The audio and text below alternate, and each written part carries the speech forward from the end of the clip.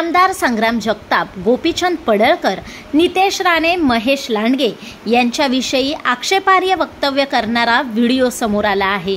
या प्रकरणी शहरातील व्यावसायिक निलेश कन्हैयालाल बांगरे यांनी कोतवाली पोलीस ठाण्यात फिर्याद दाखल केली आहे। फिर्यादी हे 28 जून रोजी त्यांचे मित्र सचिन तुकाराम पवार यांनी दौंड येथून व्हायरल झालेला एक व्हिडिओ त्यांच्या मोबाईलवर पाठवला। या व्हिडिओमध्ये बादशाह शेख नावाचा व्यक्ती सार्वजनिक ठिकाणी जमावासमोर बोलताना दिसतो आणि त्यात त्याने आमदार संग्राम जगताप यांच्यासह त्यांच्या कुटुंबियाबद्दल अश्लील, अपमानास्पद आणि अवमानकारक शब्दांचा वापर केल्याचे नमूद आहे। व्हिडिओमध्ये केवळ व्यक्तिगत स्तरावर आक्षेपार्ह बोलण्यापुरतेच मर्यादित न राहता संबंधित व्यक्तीने विशिष्ट धर्मीय समाजाला रस्त्यावर उतरून हिंसक आंदोलन करण्याची चिथावणी देणारी विधाने देखील केल्याचे फिर्यादीत म्हटले आहे। फिर्यादी बांगरे यांच्या मते या प्रकारामुळे शहरामध्ये धार्मिक तेढ व दंगल सदृश परिस्थिती निर्माण होण्याची शक्यता निर्माण झाली आहे। त्यामुळे हा व्हिडिओ तयार करणाऱ्यावर तसेच प्रसारित करणाऱ्या बादशाह शेख याच्या विरुद्ध फिर्याद दिली आहे। पोलिसांनी गुन्ह्याची नोंद केली असून अधिक तपास महिला पोलीस उपनिरीक्षक शीतल मुगडे या करीत आहेत। 3 दिवसापूर्वी दौंड येथील मुस्लिम सभेला संबोधित करत असताना माजी नगराध्यक्ष बादशाह शेख या विकृत अवलादीने या महाराष्ट्र राज्याचे मुख्यमंत्री आदरणीय फडणवीस साहेब, मंत्री नितेशजी राणे, आमच्या शहराचे कार्यसम्राट आमदार आदरणीय संग्रामभाई जगताप आणि महेश दादा लांडगे यांच्याविषयी जी काही गरळ उठली त्या गोष्टीचा निषेध आणि त्याचा गुन्हा दाखल करण्यासाठी आम्ही काल कोतवाली पोलीस स्टेशन इथे आलो होतो। पोलिसांनी गुन्हा दाखल केला।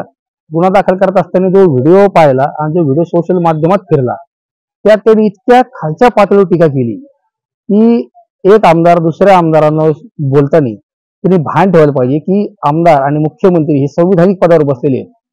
मुस्लिम समाजाचा लीडर असल्याने, मुस्लिम समाजाला संबोधित करत असल्याने दुसऱ्या समाजाला टीका होईल हे साहजिक आहे।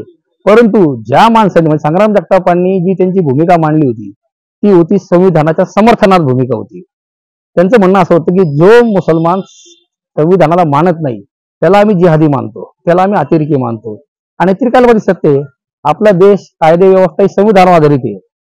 आणि त्या बादशाह शेख नावाच्या डोकरांनी सांगितलं की आमदारांना घरातून बाहेर काढा, 3-3 हजाराचा जमावणी आणि यांना गोळ्या घाला। अरे सीरिया आहे का? ते तालिबान आहे।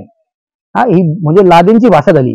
आपण राहतो हे लोकशाही सगळ्यात मोठा लोकशाही राष्ट्र असणाऱ्या भारतात राहतो। त्या महाराष्ट्रामध्ये आज बीजेपी अलायन्सचं सरकार आहे, त्याच्यामध्ये सगळ्या सुविधा घेत असताना आज एक मुस्लिम समाजाचा माणूस हिंदुत्ववादी आमदार संग्राम जगतापांच्या विरोधात बोलतो। स्वर्गीय काकांच्या विरोधात त्यांनी त्यात स्टेटमेंट केले आणि घरातल्या महिलांविषयी सुद्धा तो बोलला।